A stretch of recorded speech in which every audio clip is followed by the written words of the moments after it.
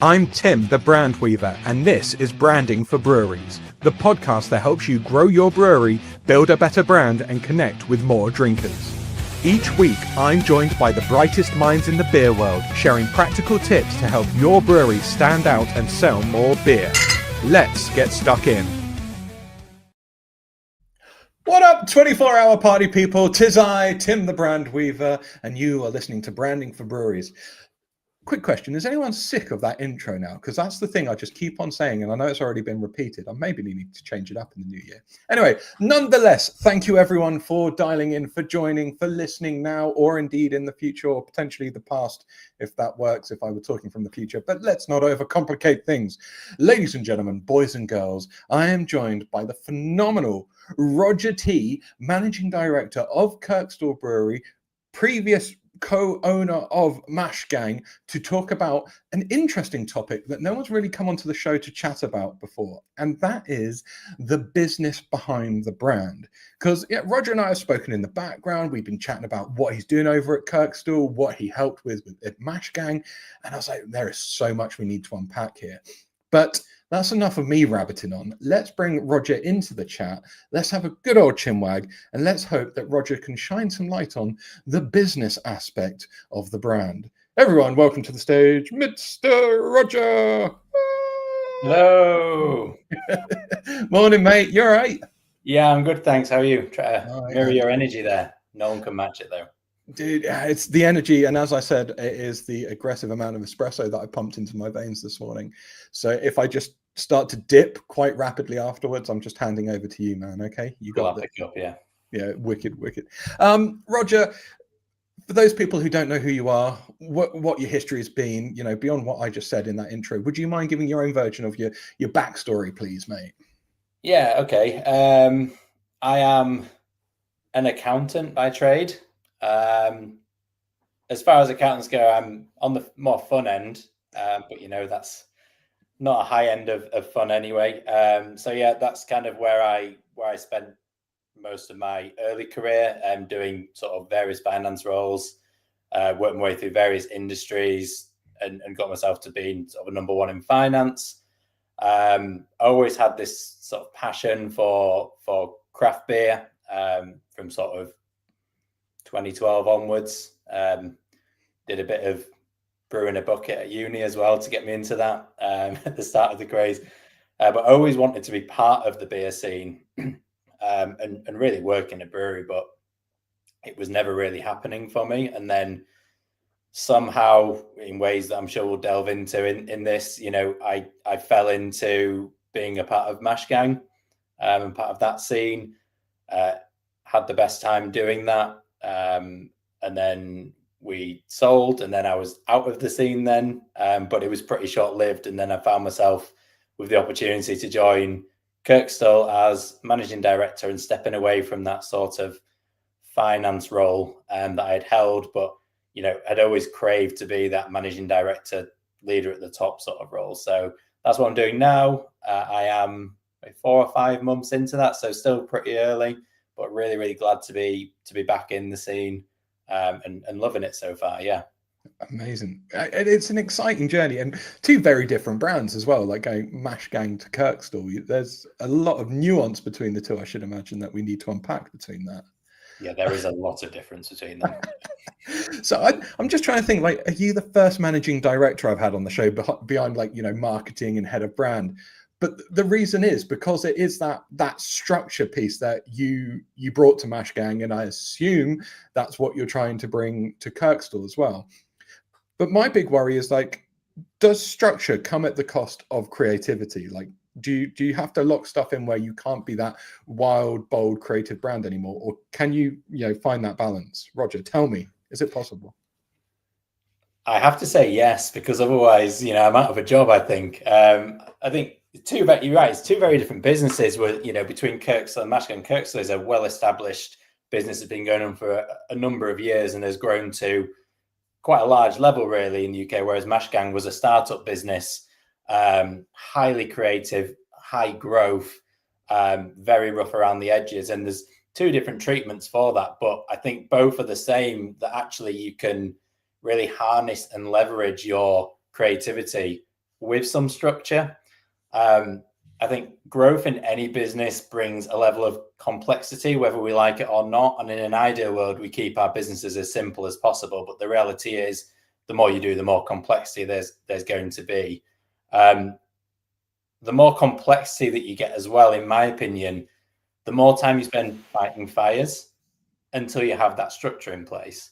So if I give an example of, I don't know, someone working in a design team, like a designer or a brand manager or anything, if you spend all your time in a business which doesn't have the structure to prioritize tasks or anything like that, for example, and you have this long laundry list of things that you have to do, and more people coming to your desk and throwing more stuff at you, and you don't know which one to prioritize because you're not sat at the top of the business and no one else around you is telling you what to prioritize, how can you possibly be at your creative best and have the headspace to deal with everything if actually all that's happening is your list is getting longer and no one's telling you what you need to spend the most amount of time on?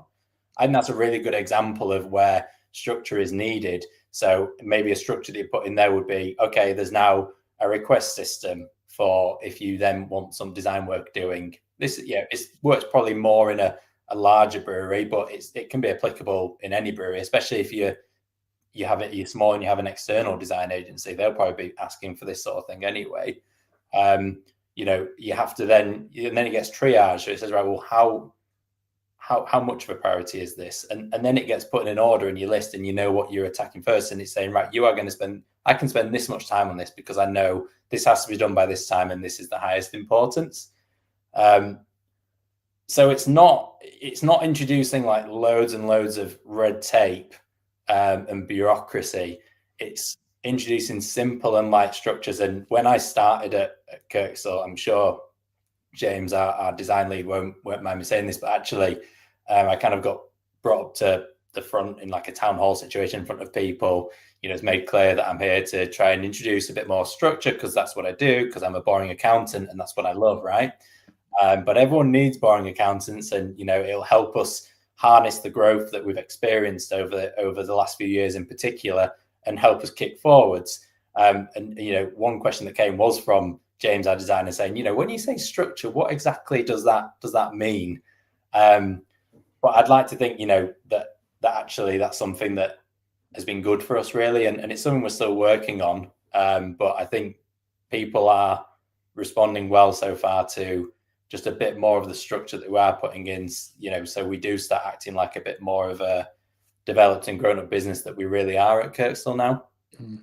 Where do you think that kind of lack of structure comes from? Because if you don't put it in place, if you don't know to put it in place, it doesn't happen. But have you spotted in the past, or when chatting with other breweries, where it just kind of, it's this organic beast that just grows so many tendrils, you're like, oh my god, where do we begin?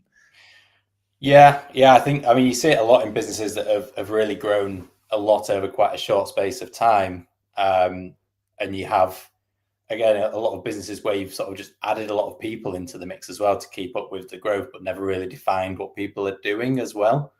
And I think that can be a situation where you get this a lot, and it's not exactly clear who's making decisions or something, or it's not clear who's really reporting into who, or what everyone's actual roles sort of entail. And you do get that, as businesses grow, and your chaos is good. You've got to harness the chaos, because if there's no chaos, you're probably not growing. And if that's what you want your business to be doing and you're not doing, that's obviously a problem. So chaos, I always say, is good in business. And, I've worked in a lot of very chaotic businesses where we've been growing a lot. And that's just like part of it, but it's about how do you then harness that? And, in a chaotic and high growth situation, people do double up and do stuff that's not really theirs as well. Like that's a pretty key bit of it, really. And that's how, you rely on teams that are going to go the extra mile to get you to where you need to be. And you don't want to lose that equally. You don't want to put such a tight structure in place that someone cannot do something to help a business if it's not within their remit. Because especially in the brewing world, few people have anywhere near enough profitability to get someone to do everything that they need. I think everyone in the industry will be feeling that, especially over the last year or so as well, just how expensive it is to recruit people now as well. So you do need people to be willing to step out and help in other areas. But I think it's, again, just using this structure word again, having the structure to allow people to step into those areas, but having the structure to allow the creativity that is needed for businesses to grow as well. And I think that's the key thing that I've really identified is the best businesses have that real creative flair in them, but it's harnessed and managed. And so this idea of structure, is there, I would assume at the start is the prime time to add structure because it's easier, but let's just assume that ship has sailed. Kirkstall has many, many years. Is there a prime time, or is there a certain point in a business life when it identifies itself as like, oh, we need a step change here, we need to bring structure into the business? Yeah, I mean, Kirkstall had structure before, at least, which before I joined, which was great. It wasn't like it was just this, loose ship sailing away in the night, sort of with rudderless ship. That wasn't the case. So that, I was very fortunate in that. But I have seen businesses that, don't have anything like that. And I guess it's never too late to start, but it does become more difficult the more adrift the business becomes, right? Because cultures set in as well, then, don't they? And cultures are really, really hard to turn around. If your culture is we like, or the culture is whether we like it or not, there is no structure here whatsoever, and it's just every person for themselves, and everyone's a loose cannon and just doing what they think is best and not what the consensus of the business thinks is best. And that's, I mean, those businesses probably don't last a great deal of time anyway, but you can get businesses that exist like that, and they've just had such a great product or whatever that they've just exploded and they don't really know what to do with it.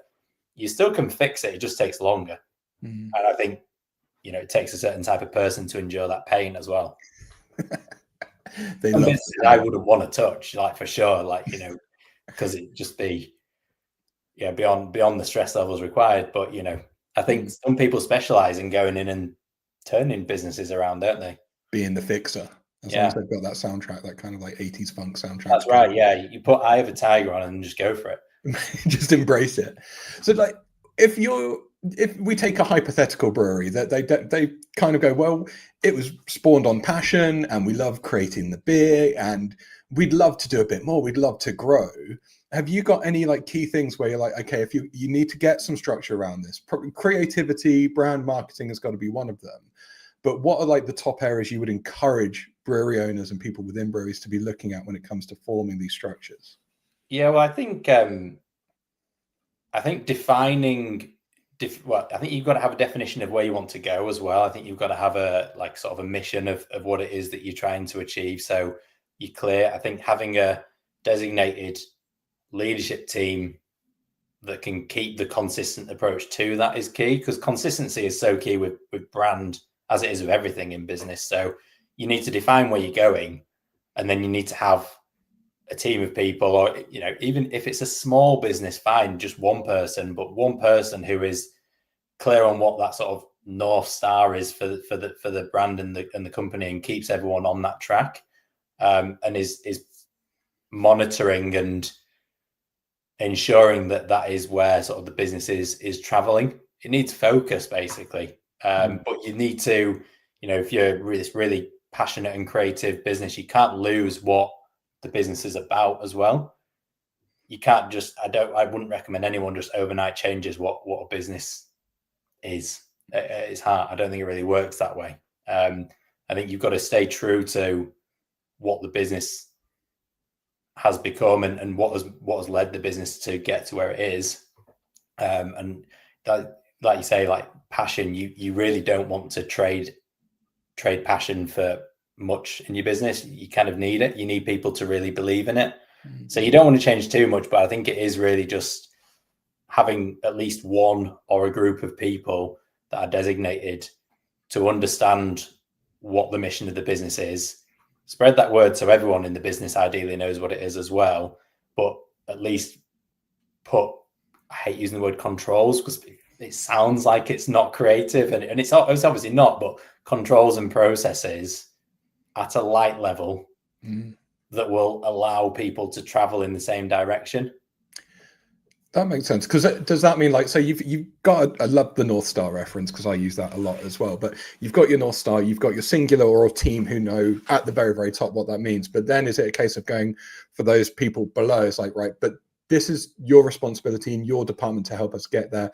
How are you going to do it? It's like you federate out how you get to that North Star. Is that right? Yeah, I think so. I think people have to feel like they're contributing as well to how they want to get to it. So rather than tell people how to do it, I like people to feed in how they like to do it. So I think it's easier as you bring newer people into the business, because those people, you can kind of mold them into what you want to be, and you can induct them, and that becomes way more important as you start adding more people into your business. It's really easy to put something in place when there's like 5 of you, but if there's like 200 of you, it's harder to get everyone aligned, right? And like I think about, I think visions and values session sound a bit wanky sometimes, but actually they are pretty useful. And I think I worked for this chain of opticians, and that was my first role out of practice into industry, and it was amazing. I learned how to run businesses during that, learned how to operate in a high growth and often chaotic business, but I got this really great exposure every day with the founder and CEO. And he was really big on visions and values and stuff like that. And he used to do a lot of mentoring with me. At times I'd be like, why the fuck do I need to know this? Like, this isn't, this is all pie in the sky stuff. But actually, and he would spend everyone who joined the business, and we had probably 150 people in the business at that time, but everyone in the business, anyone who joined or anyone who hadn't had a session before, would have a 2-hour vision and value session with him, and he would lead them. And it was so everyone understood exactly what his view of his business was and what the strategy was of the business. And maybe some people might say it was a little cult-like at times, maybe in terms of the way that you get people following, and understanding, and everyone was able to sort of almost recite what it was that was important for the business.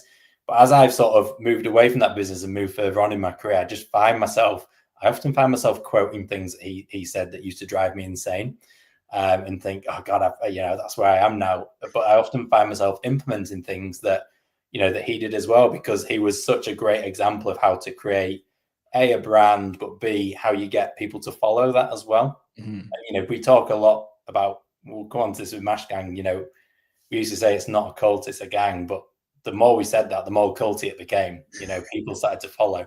So I think if you can get that, that's really great. But I've forgotten what the question was. I think I've just sort of deviated off on a point there.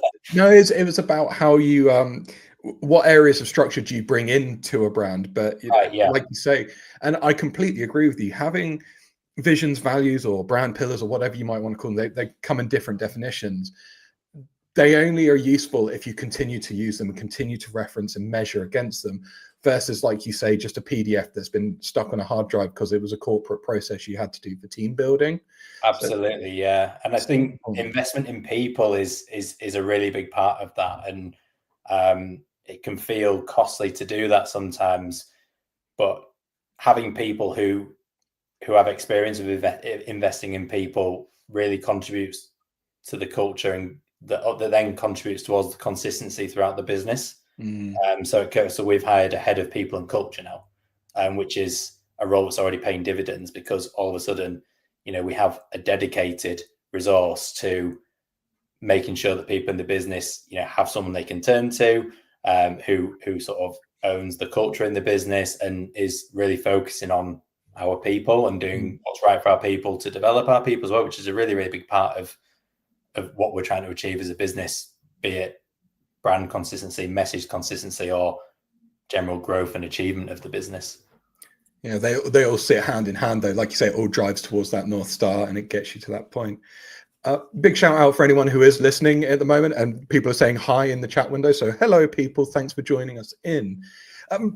Coming back to the conversation, I know when we spoke offline, and you're in the throes of that kind of values, vision, direction setting with Kirkstall and what it means, and kind of pulling that back up or refining it and where it needs to be.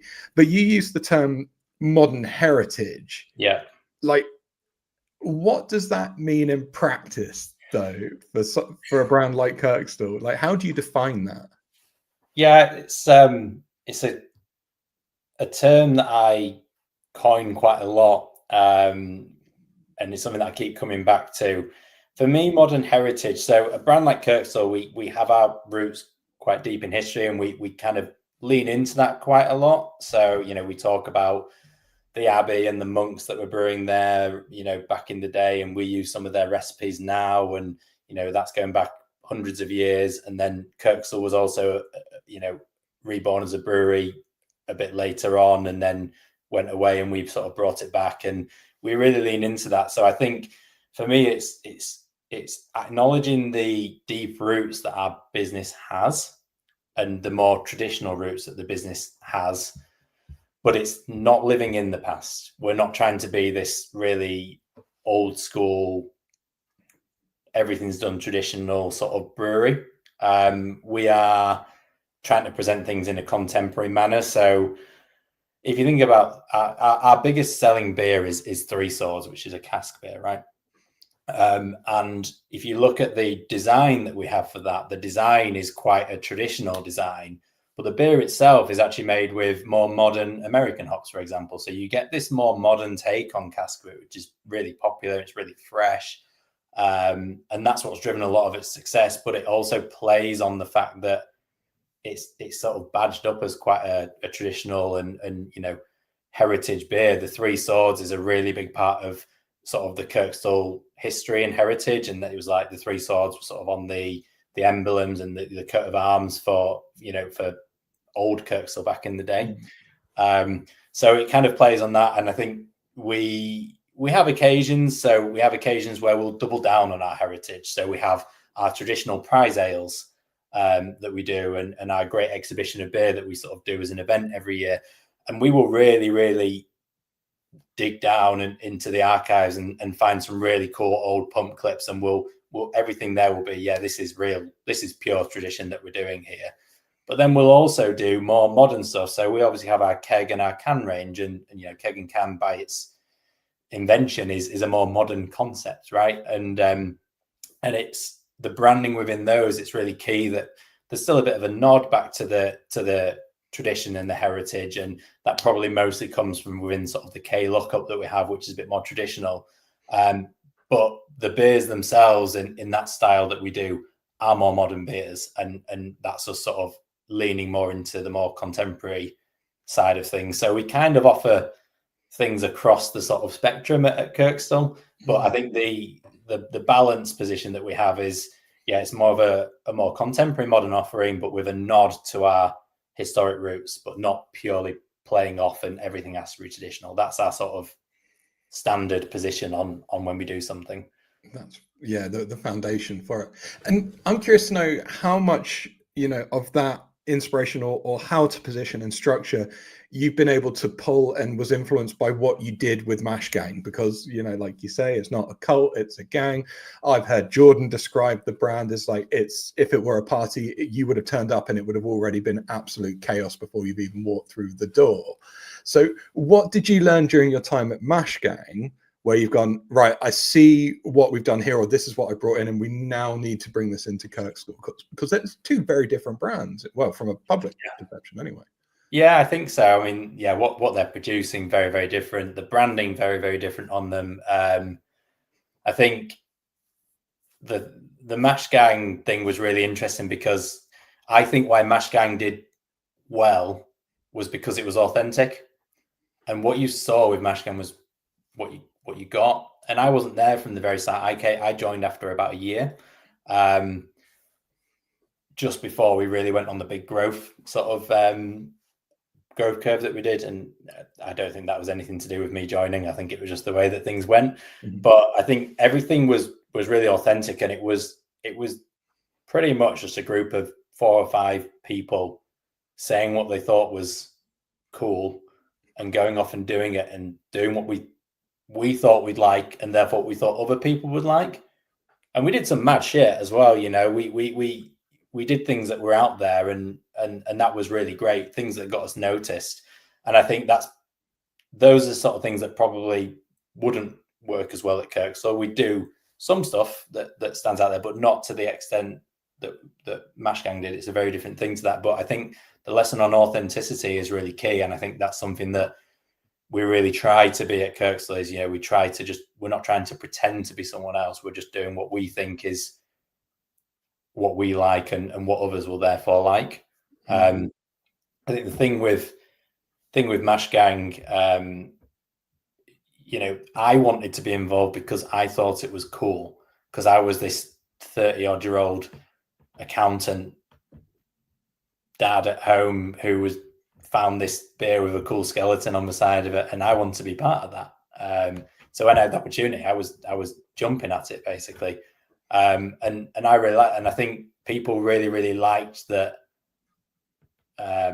That we engaged with people a lot at Mashgang as well. So we made a huge effort to make sure that if anyone left a comment on socials, it would be responded to. You know, if anyone sent us a DM, we would respond to it. If there was a problem with someone's order, we would make good on it. There was that relentless focus on the customer. So although we were doing stuff that we thought was cool, it was stuff that we thought was good and cool, but we also therefore thought that our followers of the brand would enjoy as well. And we did get this real cult following, really. And, you know, we created a Discord channel eventually, which was great. And that like filled up with people, fans of Mashgang, who were literally, it was amazing to see them sort of fanboying and fangirling over Mashgang in a Discord group at Mashgang. And we would just sit and watch them, have conversation, interact with them even more. And we had this loyal army of fans who would protect the brand at all costs if anyone said anything horrible about it, which at the time a lot of people said bad things about non-alcoholic beer, and they would go and defend them. I don't think you quite get as much of that now, which is nice. But it was kind of great to have this army mobilized. I remember we did a collab with Northern Monk in a supermarket SKU, and we sort of assembled an army of people to go into the stores and make sure it had a good enough rate of sale and stuff. And they were like really happy to do that. We used to do stuff like we did like a QVC sort of internet shopping thing on a Saturday, and we would just buy a load of cheap crap from the internet, really horrible tat, and like get it branded as like Mashgang and stuff, like necklaces with Mashgang stuff, and we would then like sell it off on QVC on the weekend on this like video call. It was great. And the power that we had with our audience then, and the level of fandom that we had, was quite hard to believe, really. But I think people just wanted a piece of the authenticity that we were putting out there. And, you know, we created a subscription box, and within a couple of months, we had 400 people on this subscription box, and we had to turn it off because we couldn't make enough beer in the small batch to do it anymore. Then we realized that we had got our pricing wrong on it. Hold my hands up on that. And we were making a loss on it. So we had to add another $5 onto it every month, and no one batted an eyelid. We thought we were going to lose a load of customers. People were like, "Oh yeah, I thought it was a bit too cheap, to be honest. More than happy to pay it." And getting to that level of community is key, and getting to that level of people who really just see the value in what you're doing, I think is really key. And I think that's one thing that I'm trying to bring a bit more to Kirkstall as well, is that experience of more of a direct to consumer channel. Which probably we didn't quite do as much of at Kirkstall before. So that's really grown for us now. But that wider community feel is really important for Kirkstall as well. We are now we're in national markets in the UK, but we do have our homeland, which is Leeds in particular, and sort of the wider Yorkshire market.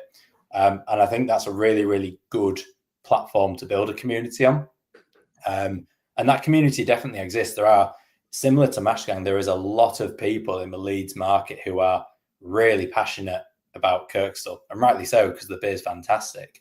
But there are a lot of people who, when I announced I was joining, the level of interaction I had with that LinkedIn post was like nothing I've ever seen before. Mainly because I've never usually got anything interesting to say. But the people who were coming up to me and saying, "I can't believe you're going to that brewery. This is my absolute favorite. I absolutely love it. This is great." And to see that sort of people reflecting on what I'm doing and, you know, expressing how they feel about that brand in the local market. Because I'm from Leeds originally, you know, I'm born and bred in Leeds, so a lot of my friends are from the area as well. So it was really interesting to see people just be so passionate about it. And that's when, you know, I was pretty confident I'd made the right decision in taking the role. But harnessing that again and making sure that the brand is strong enough that we have to, you know, continue attracting people into that, and really build that community of people that believe in the brand, will defend the brand at all costs. So you don't have to spend all your time defending it. We'll advocate the brand and get you into new places. You know, I think that's the power of community, really. And I think that's one of the biggest things that Mashgang taught me. But that's, to me, that sounds like quite a challenging proposition to bring into an environment. So now that you're joining Kirkstall, like, you use the word authenticity, and I'm of the opinion that if you have to say you're authentic, then you're potentially not authentic because it's being used as some kind of marketing or branding positioning. Yeah. So how, you know, being a newcomer into the Kirkstall environment, how are you getting people together to go, yeah, this is what we are, this is what authentic genuinely means, and being confident that people can get behind it? Yeah, well, I think there's certainly no issue with people getting behind the authenticity, because I think fortunately that already existed. But like you say, yeah, like, first rule of authenticity: don't say you're authentic, because people will just think it's a marketing play. And often I think you see, you know, the people who shout the loudest often are the least authentic, to be honest, is my take on it. You know, I think I've never really been one for like massively over shouting about achievements, and over promoting, because I think it can come off badly sometimes. And I often see businesses that have shouted about how great things are for them, and then it's turned out that's not really the case. And I think there's a level of humble and maybe modesty which is more my style, to be honest. But I can probably be accused of not shouting enough about things as well sometimes. So it's getting that balance right. But in terms of steps you can take to build your community or show how authentic you are, I think it's actually just continuing to operate in the way that feels right to you as a business, and doing the things that are right. So, I mean, you can build a community without going out and saying, "Oh, we're really authentic. Please be in our community." You can, you know, start to introduce things into your mailing list, for example. So instead of just emailing people saying, "This is what's for sale this week, please buy our beer," you can introduce people more to what's actually going on in the business at the moment. What's happening? What are the people in the business doing?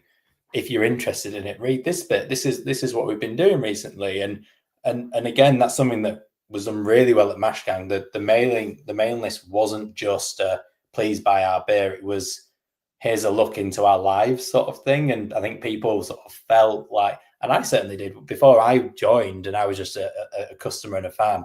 It felt like they were just sharing what was, you know, the journey and what was going on with them at the time. And I found that really endearing and easy to engage with. You don't have to read it if you don't want. I think it might have been Wiper and True, where they had like a couple of different mailers, and you could opt to be in one that basically told you about like local events that were happening with them, one that told you about what was happening in the brewery, or one that was just, I just want to be sold to. And giving people those options is always quite interesting as well. Or you just signpost an email. So say, if you don't really care about what's happening in the brewery, don't read this bit. Just come buy the beer above here. Yeah. Or I'm going to start with a bit about the brewery. Just flip down to a bit further below if you just want to buy a beer, and ignore this. But I think by educating people about what's going on and making people feel like you're not just there just to sell them some beer from a web store, or, you know, sell event tickets, that in itself is quite genuine, I think, because if you really, really want to build people who care about your brand, then you kind of have to be authentic with them, don't you? And you have to, you know, you can send mailing lists, you can do paid advertising saying, buy our beer, and that's one method of sales. But actually, if you want to build sustainable and sustained demand, I think that's where building people who genuinely are fanatical about your business and building a community is key. And it's maybe a bit of a longer term play, but I think it's pretty important. And I suppose in many ways, like if you want people to be passionate about the brand that you're building, then they need to know about the brand. Yeah. It's not enough just to be like, yes, I'm passionate about their beer, but like, what's the story behind it? I know the people, I know the faces. Otherwise, it is like you say, it's just this commodity that you're passing between. It's faceless, it's transactional. So I completely see where you're coming from, man. And well done. You managed to really circumnavigate that authentic word quite successfully there. Hats off to you. I want a step change because obviously knowing your finance accountancy background stuff side of things, I need you to help solve one of my problems, which is the ROI justification on branding. Because I have the ways that I describe this to clients and breweries that I work with, but obviously you're a big advocate for getting a brand and getting a message and getting alignment on it. So when it comes to the financial justification, how do you have that conversation, and what's your interpretation of the return of investment on branding?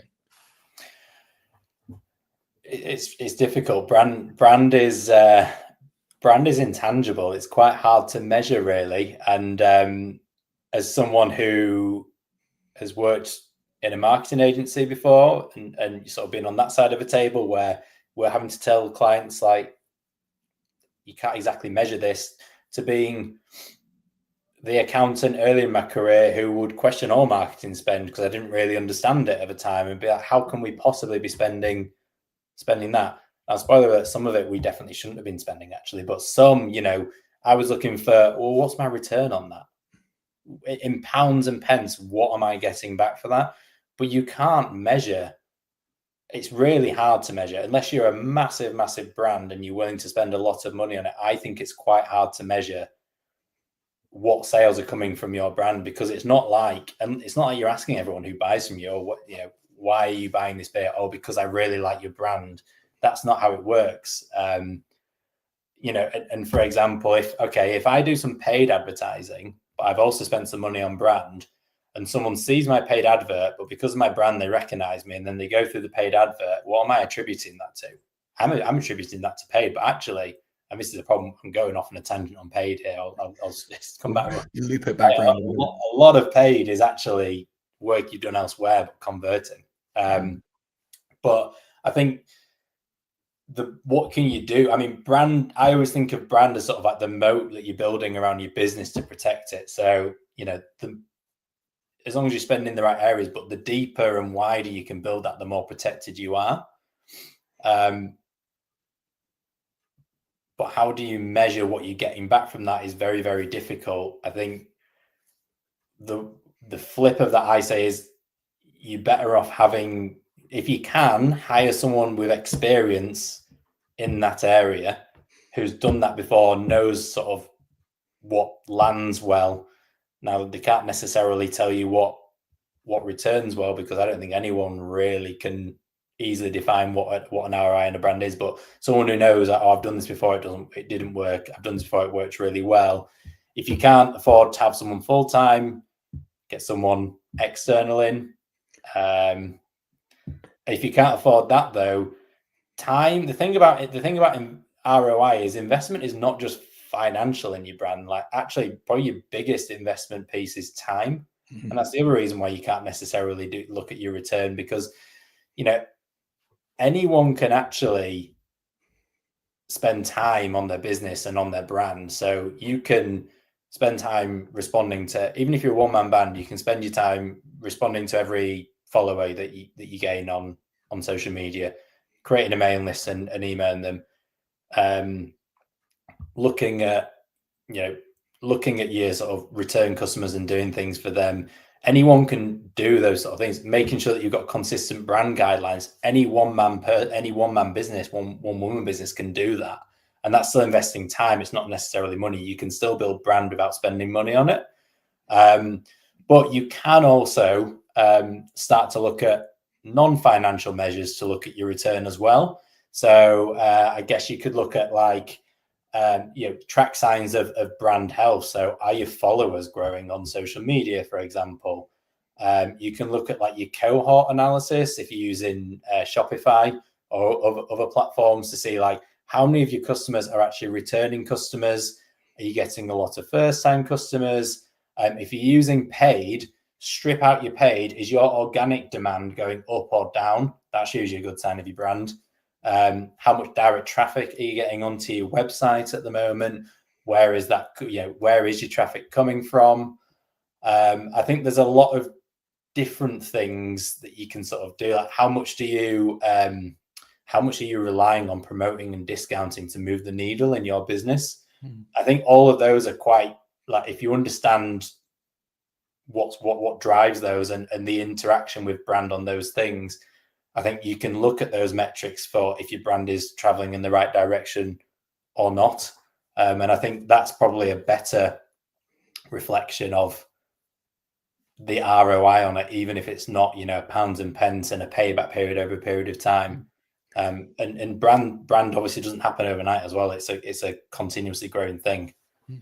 And I suppose you're saying about, everyone can put time into it, but there's still a cost to time. It's like, if you're going to be focusing on that, what are you not doing? And is the cost of not doing that higher than the cost of doing, the branding or the marketing side of things? So it's tricky, but it is possible. I love that moat analogy. I'm definitely going to be stealing that one. So, cheers, mate. I saw it with someone else, so yeah, you're welcome to it. There we go. It's just aggressive theft, left, right, and centre in this industry. It is.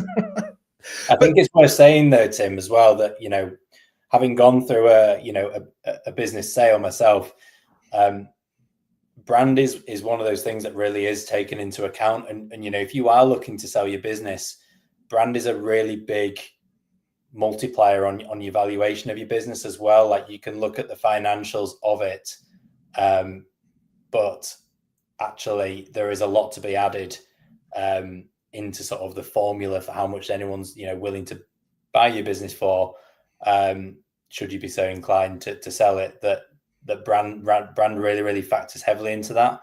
And again, it's kind of a funny one, because again, it's not something that you can really just easily just value.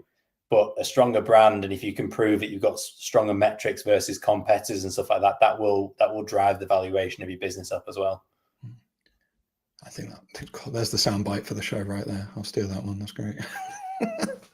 So last question, Roger, because my observation is you've got kind of like old guard and new guard when it comes to the brewing world, and it's not a negative to be said about either of them, but because you are a fresher face to the industry, what is your observation on what's changing, and what do you see for kind of the future of brewing and its position in culture these days?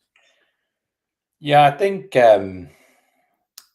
unfortunately the romantic days of the sort of craft beer boom are at their operational maturity now, is maybe the best way of phrasing it. I think it's harder to sell your beer now just because you're an independently owned craft brewery, whereas maybe, well, certainly 10 years ago, I think that was the golden era. It was a lot of people, craft beer nerds, whatever, maybe because there wasn't as much choice when you did get to a bar, but if there was something that was labeled as independent craft, I think it was quite a popular decision to opt for that. The marketplace is a lot more crowded with that now, which is a fantastic thing. Obviously, it means that everyone has more choice and more options for good beer. But I think sometimes there can be a bit of an attitude of, oh, well, I'm independently owned, that means that my beer must be more desirable than the macro on the tap next to it. And that's just not the case, in my opinion. I think there are breweries that were purchased by larger breweries and still have good offerings out in the market now, and more they still have the appearance of the craft brands that they once were. It's more difficult than ever for people to decipher what is independent and not independent at the bar. Do people really care? I still think some people do, but I don't think quite as many people do as what I'd like to believe myself, probably. And I think what it really does come down to is the appeal. So firstly, the visual appeal to people and making sure that you jump out at people, but then backing it up with the quality and the experience that they have with that beer, so that they come back time and time again. Now, in theory, that's always been the case, but I think it's more important than ever now, because it is more competitive than ever. And I think we are seeing more of the larger macro breweries really continue their sort of pursuit to take more share of the area again. There's new parts of the market as well. So like Jebel with the fruit beer and stuff now, there's whole new categories which are going on. So yeah, I think times are always changing. I think it's certainly not easier these days than it would have been even 5 years ago. Probably before COVID. Probably that's a long time ago. It is harder now, I think, but the concepts still remain the same. Everyone should really be striving to create the best beer that they can, that appeals to probably the most people. Yep, play the numbers game, right? Good beer, lots of people. Can't go wrong that way. Can't go wrong. So, Roger, my man, where can people keep up to date with, what you're doing yourself, but equally, the work that you're doing with Kirkstall? Because I'm sure there's going to be loads of people who are fascinated to watch what's happening. Yeah, I'm trying to post a little more on LinkedIn at the moment. So if you want to follow me, you can follow me there, and I try and keep the updates non-braggy if possible. So you probably will see hopefully a bit more realism and factual posts of what we're actually doing. The accountant's view on the world, maybe it won't be all singing, dancing. I don't use emojis in my posts. If anyone's expecting that, you'll be disappointed. But yeah, you can follow Kirkstall on socials as well. For anyone in the Leeds area, we also have several pubs, so come down and visit those too. But yeah, you can check out our website for that. I don't have a personal website. Maybe I should think about making one. But for now, yeah, the best place to catch me is probably on LinkedIn. Is my natural habitat. Your digital habitat. Find you on LinkedIn, ask you a question, or indeed just view the post that will not join our mailing list at Kirkstall as well. We are sharing more about what we're doing there too. Well, as we said earlier on, that's how you get to know the people behind the beer, right? So shameless plug. Yeah, you'll see it in action. Dude, talking of shameless plugs, and thank you so much for the segue, I need to shout about one last time, because my book launches on Monday next week. That is the 1st of December for those of you listening now, or listening to this before the 1st of December, listening to this after the 1st of December. It's already going to be available. Get to Amazon. Branding for Breweries, 20 years of my branding knowledge and experience combined into 140 little white pages for your joy and enjoyment, and things that will hopefully distill a lot of the stuff that Roger was talking about, like what is your vision and values. There's loads of guides and exercises and bits and bobs people can do. Anyway, that's enough about me there. That was good. It's on my Christmas list. What's that? It's on my Christmas list, Tim. Yeah, get involved. At least we've got one sale in there. Happy days. Roger, my man, thank you so much for spending time chatting to me today, bud. It was really interesting to just talk it all through, this idea of structure, what authenticity means, bringing that community angle in as well. And those little snippets that you dropped on in there are going to be really, really helpful for the listeners. So thanks once again, my man. Thanks for having me. No stress. And thank you everyone who's listened or will be listening in the future. Until next time, have a wicked day, everyone. Rock on.